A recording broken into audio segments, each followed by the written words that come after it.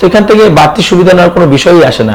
আমরা নর্মালি যেই ধরনের গাইডলাইন থাকে, যে ধরনের নীতিমালা থাকে, সেটাকে ফলো করেছি। অভিযোগ উঠেছে সরকারের পক্ষ থেকে সুবিধা নিয়ে বিভিন্ন জায়গায় গাড়ি দিয়ে আপনারা এই অভিযানের লোক নিয়ে এসেছেন। এই পুরো, যেহেতু আপনি এটার সাথে জড়িত ছিলেন, এই বড় কাজটা কিভাবে সফল হলো, কিভাবে সম্ভব হলো? আচ্ছা, প্রথম যে বিষয়টা আসলে বড় কাজটা সফল হয়েছে বিকজ আমরা পরিকল্পনা যেভাবে করেছি, আমাদেরকে জনগণ সাপোর্ট করেছে। আমাদের নাগরিক কমিটি এবং বৈষম্য বিরোধী ছাত্র আন্দোলনের যারা আমাদের নেতাকর্মী ছিলেন বা আমাদের যারা সংগঠক ছিলেন, তারা সবাই মিলে শ্রম দিয়েছে। তাদের শ্রমের মাধ্যমেই কিন্তু আমাদের এই আজকের যেই আপনারা যেটা বলছেন 28 তারিখে প্রোগ্রামটা বাস্তবায়ন হয়েছে। আপনারা যে বিষয়টা বলছেন যে যেই গাড়ির বিষয়টা, এই বিষয়টা আসলে আমরা খতিয়ে দেখছি। যদি এই ধরনের কোনো বিষয় থাকে, অবশ্যই সেটার ব্যাপারে আমাদের একটা অ্যাকশন থাকবে, আমরা সেটার ব্যাপারে বিবেচনা করব। কারণ এরকম কোনো কিছুই আমরা কখনোই সাপোর্ট করি না যেটা অনৈতিক কাজ, যেটা আমাদের কোনোভাবেই প্রশ্নবিদ্ধ করে, কোনোভাবেই জনগণকে ভোগান্তি দেয় বা কাউকে ইনফ্লুয়েন্স করায়, কোনো কিছুই কিন্তু আমরা কখনোই সাপোর্ট করব না। সরকারের কাছ থেকে বাড়তি সুবিধা নেওয়ার একটা অভিযোগ আছে এই ইয়াতে, এটা আসলে কতটুকু, মানে আসলে দলের পক্ষ থেকে কি বক্তব্য? টানা সপ্তমবারের মতো বেস্ট টিস্যু পেপার ব্র্যান্ড হিসেবে স্বীকৃতি পেয়েছে বসুন্ধরা টিস্যু। আসলে দলের থেকে বক্তব্য, আমি নিজে যখন কাজ করেছি, আমরা সরকারের থেকে আমরা কোনো এক্সট্রা সুবিধা নিইনি।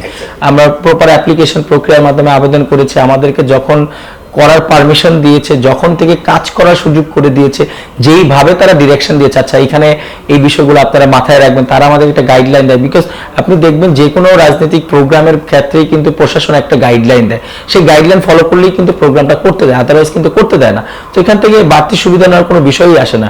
আমরা নর্মালি যেই ধরনের গাইডলাইন থাকে, যে ধরনের নীতিমালা থাকে, সেটাকে ফলো করেছি। কারণ সেটা যদি ফলো না করি, আজকে সরকারকে যদি আমি সাপোর্ট না করি, তাহলে কিন্তু আমরা সামনের দিকে যেতে পারবো না। এবং আমরাও যদি মনে করি যে আমরা যে জনগণ হিসেবে চিন্তা করি, আমার একটা দায়িত্ববোধ আছে, আমার রাষ্ট্রের যে কোনো কিছু যদি আমি চিন্তা করি, সেটা রাষ্ট্রের সম্পত্তি, মানে আমার সম্পত্তি। কারণ আমি কিন্তু রাষ্ট্র এবং আমি কিন্তু আলাদা কেউ না। সো এই জায়গাটায় কিন্তু একটা সমন্বয় দরকার।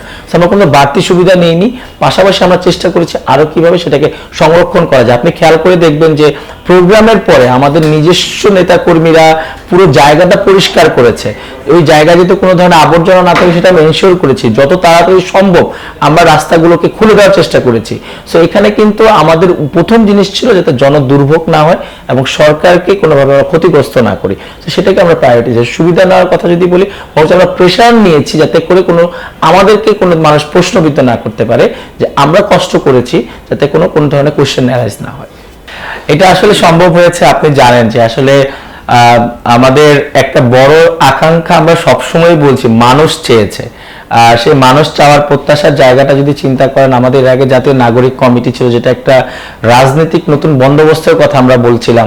আমাদের বৈষম্য বিরোধী ছাত্র আন্দোলন থেকে যারা রাজনীতির জন্য অধীর আগ্রহী ছিল, যেরকম একটা রাজনৈতিক দলে তারা আসতে চায়, তাদের থেকে যে জনগণ, যে জনপ্রিয়তা, যে ভালোবাসা, সেখান থেকে কিন্তু মানুষ স্বতঃস্ফূর্তভাবে জয়েন করেছে। আমরা ভোরবেলা থেকে দেখেছি, 28 তারিখ ভোরবেলা থেকে বিভিন্ন জায়গা থেকে বিভিন্ন শ্রেণী পেশার মানুষ আসা শুরু করেছিল। এটা কিন্তু আসলে ওই যে প্রত্যাশা, যে আকাঙ্ক্ষা, সেটারই একটা প্রতিফলন বলতে পারেন আপনি।